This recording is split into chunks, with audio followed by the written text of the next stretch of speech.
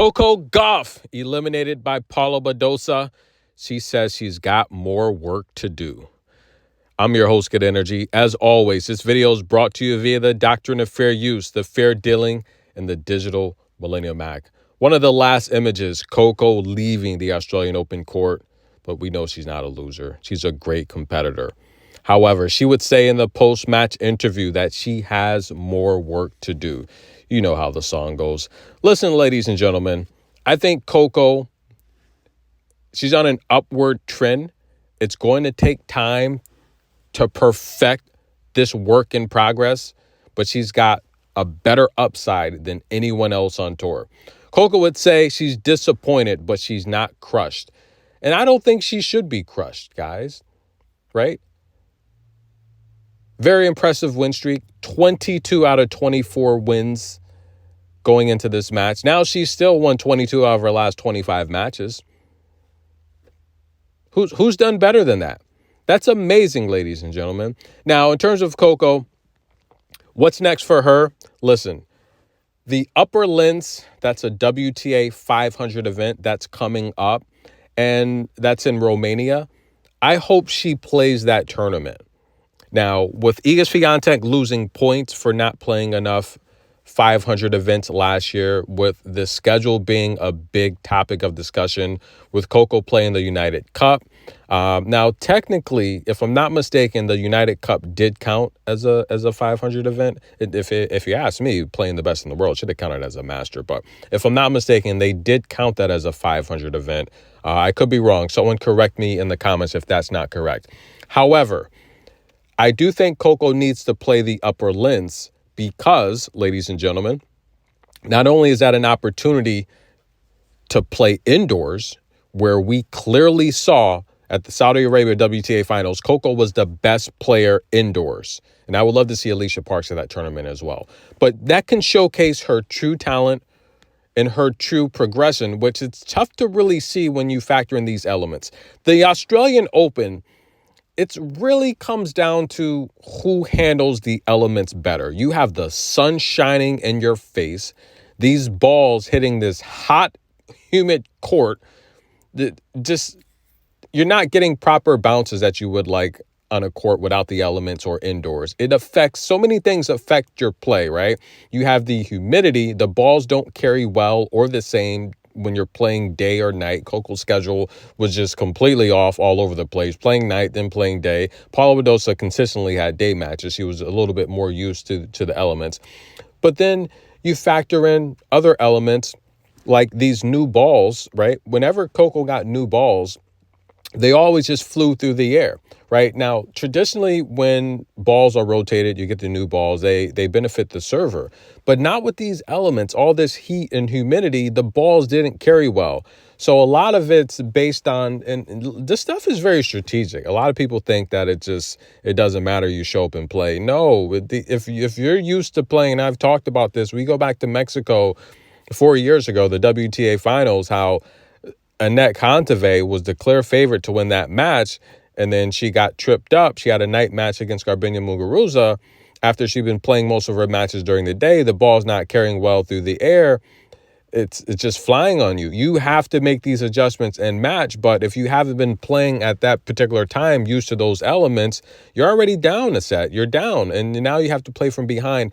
It's like bringing Iga a couple years ago, and they even tried to do it this year, sneaking Team Poland in at the United Cup at the last minute to play on a court that the United States have been playing on all week long. And Pegula's so classy, said, look, in her defense, they just got in this morning. I've been playing on this court all week. I'm used to the courts.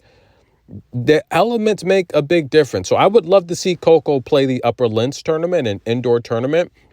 Because, I mean, just look at the numbers, guys. You know, the last two matches, and look, I told you the numerology. I know what's going to happen, regardless of what you may think. I know who's going to win the match. I can see who will win the match.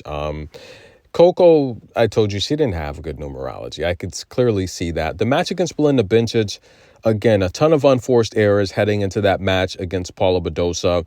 41 unforced errors to 31 winners. That's just way too many mistakes. And she gave Paula Badosa 10 opportunities to break her. And it's really the elements that played a lot with that, you know. If you take a look, only 3 opportunities to break Paula Badosa. Coco Gauff is the best returner on tour. She wins 50% of her return games. She won 18% of her return games against Paula Badosa. That's not like Coco. And factor in the horrible game plan. A lot of people don't realize a lot of times where, especially this is very big, and I would say baseball and football. And it could be any sport, you know, it could be boxing, it could be MMA, you know, but particular in football, when your offensive coordinator is calling plays that just don't work, like, what are you doing? You know, like, for example, that Eagles match, you know, who they beat, the Rams this past Sunday. You have literally a chance to seal the match. It's 2nd and 7. You know, so Saquon Barkley literally just broke away for a huge touchdown. He's having a great game. It's snow, right? When you're playing in slippery or wet conditions, the advantage always goes to the offensive player because they know where they're going with the ball, right? How do you take the ball out of Barkley's hands on 2nd and 7 when a first down seals the game? You drop out, do a rollout pass, and Hurts is sacked for a loss of like 12 yards. When you're calling plays that don't make sense, it's going to put your players in comfortable positions. Coco Gauff had a horrible game plan, and her coaches were interviewed, and they asked what the game plan was, and they said it's to attack Paula Badosa's forehand. First of all, I don't like sharing that kind of information with the press and the public. Keep your game plans, and that's one thing about Iga. Her game plan's solid shut, you know. She's not going to tell you her game plan. So I don't like Coco's coaches telling the game plan to people that are going to report it to the press. Don't do that, for one. But for two, when you tell the game plan and you see that is the game plan because Coco's playing that game plan, that's not a good game plan. It's not good. And I just think Coco, for the most part, like I said, attack Paula Badosa's backhand. Make this a backhand firefight. To go into her forehand, which I publicly, before all of this report came out, before the match, I told you guys on record, Paula Badosa's forehand is looking crazy. It's amazing. It's like throwing a rock into an ocean. She can't miss with it. That's how someone like Emma Raducanu could get hot and win a slam from qualifiers, because the backhand was working, and that's how she's become known as having one of the best backhands on tour. But nonetheless, I think the game plan was horrible. But I would like to see Coco play the upper links. I think that'd be a great opportunity to get back on track. You got players like Sabalenka and Iga. You know, they're not going to play the upper links going this deep into a tournament. They're going to rest and recover. But I think she has to do that, because if not, we're not going to see Coco until Abu Dhabi. And last year, she couldn't recover from that 10-match win streak to start the season that lost to Sabalenka. I think she waited too long in between, and she had a horrible stretch there. You know, and I'm not going to say horrible because she still was relevant going deep in tournaments, but I think Coco should play the upper links. I think her game, it's great indoor. I don't think anyone would be able to beat her on door, you know, not even Paula Badosa. But let's congratulate Paula Badosa. She did play well, and she's going to have the chance here to face her bestie. That's going to be a great opportunity to finally beat Sabalenka, because that head-to-head it's horrible, guys. I mean, it's 5-2. If we count the World Tennis League, it's 6-2. And you know what? I just think that's a bad matchup for Paula Badosa. I would love to see her beat Sabalenka, and I think she can. I'll be clear. I think she can beat Paula Badosa. I think she can beat Aryna Sabalenka because she's playing really well right now, but it's going to take a lot. It's going to really take a lot.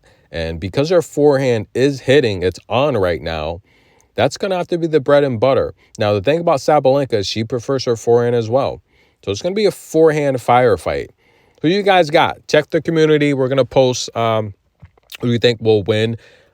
Iga is now the favorite to win this tournament. I'm going to talk next about how I just feel that we got to do something with these draws. Stay tuned. Tennis in a minute. Will Coco play the upper links? We'll see. She says she's disappointed, but not crushed, and she's got more work to do. Coco Gauff, the future of tennis.